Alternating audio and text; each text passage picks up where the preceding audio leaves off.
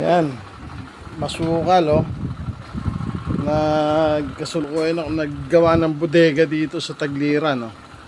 Sa aking Tagliran oh. Oh ha? Oh. Yan, pinapalamig ko yung mga gamit.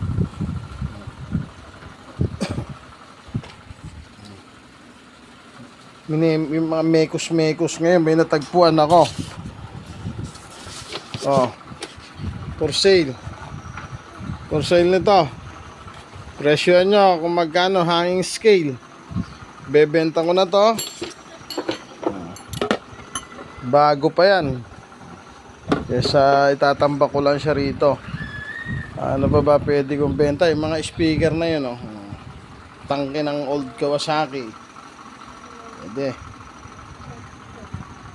May tambutso pa ako dito na pang bullet ba yun? Pang Honda 155. So ito, benta ko na to.